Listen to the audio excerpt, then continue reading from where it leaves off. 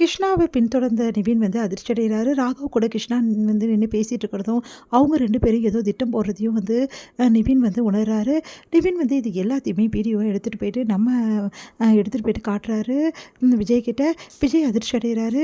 உடனே விஜய் வந்து நான் அவங்க 2 பேரையும் முன்னாடியே பார்த்தேன், அதே மாதிரி இப்போவும் நடந்திருக்கு அப்படின்னு சொல்லிட்டு டென்ஷன் ஆகுறாரு. நான் அப்போது ராகவ் தான் வந்து இந்த கிருஷ்ணாவை வந்து அமைச்சிருப்பானோ, கிருஷ்ணாவுக்கும் ராகவுக்கும் என்ன சம்மந்தம் நம்ம கண்டுபிடிக்கிறோம் நிவின்.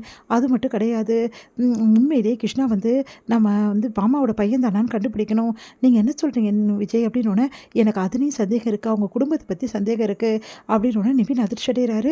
நிவின் வந்து சரி, அப்படி இவங்க வந்து அவங்க குடும்பம் இல்லைன்னா ஏன் அண்ணன் வந்து நம்மக்கிட்ட அப்படிலாம் சொல்லணும், எதுக்காக குமரன் நம்மக்கிட்ட போய் சொல்லணும் அப்படின்னோடனே, குமரன் அண்ணன் போய் சொல்லலை, குமரன் வந்து இவங்க பிள்ளையில் இருப்பாரோன்ற சந்தேகம் இருக்குது, ஏதோ விஷயம் நடந்துட்டுருக்குது அப்படின்னோடனே இது குழப்பத்துக்கெல்லாம் வந்து இந்த கிருஷ்ணாவை எப்படியாவது கையும் களமாக பிடிச்சாதான் வந்து வழி பண்ண முடியும்.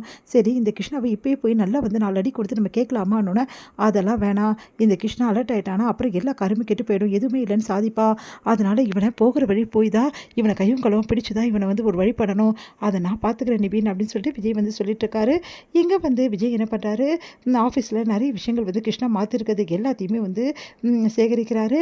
அடுத்து வந்து கிருஷ்ணாவை எல்லா விஷயத்தையுமே வந்து அவர் என்ன பண்ணியிருக்காரு, ஏது பண்ணுறாரு எல்லாமே வந்து பார்க்குறாரு. எல்லாமே வந்து சொல்லிட்டு இருக்காரு. அங்கே இன்ஸ்ட்ரக்ஷனாக கொடுத்துருக்க கிருஷ்ணா வந்து எது சொன்னாலும் அமைதியாக இருங்க, ஓகேன்னு சொல்லுங்கள், ஆனால் அந்த வேலையை நீங்கள் செய்யக்கூடாது அப்படின்னு சொல்லிட்டு அங்கே இருக்கிறவங்களுக்கெல்லாம் இன்ஸ்ட்ரக்ஷன் கொடுக்குறாரு. வேலை செய்கிறவங்களுக்கு எல்லாருக்கும் சரிங்க சார் அப்படின்றாங்க. அதன்படி கிருஷ்ணா எது சொன்னாலும் அமைதியாக இருக்காங்க. ஆனால் வந்து வேலையெல்லாம் எப்பவும் போல் நல்லா நடந்துட்டுருக்குது. கிருஷ்ணாவுக்கு இதனால் சந்தேகம் வருது, எப்படி வேலை நடக்குது ஒன்றும் புரியலையே அப்படின்னு சொல்லிட்டு கிருஷ்ணா வந்து சார் நீங்கள் எதாவது சொன்னீங்களா அப்படின்னோடனே, ஒன்றும் நான் சொல்லலையே அப்படின்னு சொல்லிட்டு மழுப்புறாரு. இது எல்லாத்தையும் காவேரி பார்த்துட்றாங்க.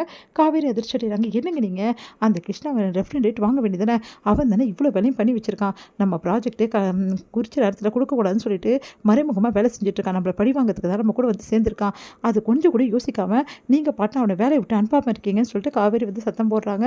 அதை கேட்டு விஜய் வந்து கொஞ்சம் அமைதியாக இருக்கு காவேரி, இல்லைங்க அந்த கிருஷ்ணாவை இப்போவே வேலையை விட்டு தூக்கி ஆகணும், நீங்கள் இல்லைடா உங்ககிட்ட நான் பேசவே மாட்டேன் அப்படின்றாங்க. காவேரி ப்ளீஸ் காவேரின்னொன்னே, நான் பேச மாட்டேன் அப்படின்னு சொல்லிட்டு கோச்சிட்டு போயிடுறாங்க. அடுத்து விஜய் வந்து ப்ளீஸ் காவேரின்னு சொல்லிட்டு கையை பிடிக்கிறார். கை எடுக்கிறீங்களா, நான் சொல்கிறது கொஞ்சம் கூட கேட்கவே மாட்டேங்கிறீங்க, அந்த கிருஷ்ணா இன்னும் கொஞ்ச நாள் இருந்தானா நம்ம ஆஃபீஸை ஒரு வழி பண்ணிடுவான், அதுக்கப்புறம் நம்ம கெட்ட பேர் தாங்க மிஞ்சம், நீ சொல்கிறதெல்லாம் கரெக்டு காவேரி, அவன் மோசமானவன் தெரிஞ்சு போச்சு, அப்புறம் எதுக்காக அங்கே வச்சுருக்கணும், எல்லாம் ஒரு காரணம் இருக்குது காவேரி, இவனை யார் அனுப்புறது, இவனுக்கு பின்னாடி யார் இருக்குன்னு கண்டுபிடிக்கணும்னு நீங்கள் என்னங்க சொல்கிறீங்க. ஆமாம் காவேரி, உங்ககிட்ட ஒரு விஷயத்தை நான் சொல்லாமல் மறைச்சிட்டேன், ஏன்னா உனக்கு டென்ஷன் படுத்த வேணாம் தான் மறைச்சேன். ராகவும் இவனும் பேசிகிட்டு இருந்தாங்க நம்ம வீட்டு வாசலில், அது மட்டும் கிடையாது, ராகவை இவன் அப்பப்போ மீட் பண்ணிகிட்ருக்கான். என்னங்க சொல்கிறீங்க. ஆமாம் காவேரி, ராகவுக்கும் பசுபதி அதுக்கப்புறம் இவங்க குடும்பம் அதே மாதிரி இவங்களுக்கு ஏதோ சம்மந்தம் இருக்குது காவேரி, அந்த சம்மந்தம் என்ன, இவங்க யார், எதுக்காக வந்து இந்த மாதிரிலாம் பண்ணிகிட்ருக்காங்க, என்ன காரணம், எல்லாத்தையும் நம்ம கண்டுபிடிச்சாகணும்.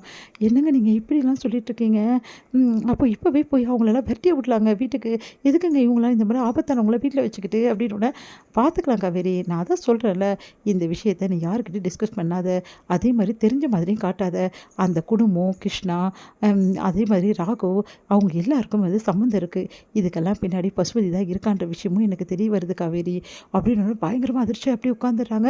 என்னங்க இது இப்படி சொல்கிறீங்க, இதுக்கு தான் நீ ரொம்ப பேனிக் ஆகும் தான் நான் இவ்வளோ நாள் சொல்லாமல் இருந்தேன், ஆனால் நீ எங்கே கேட்குற, கிருஷ்ணாவை இப்போவே வீட்டை விட்டு வந்து அமுச்சிடணும், வேலையை விட்டு அமுச்சிடணும் அப்படி சொல்லிட்டு குதிக்கிற, அதனால தான் சொல்ல வேண்டியதாக போச்சு.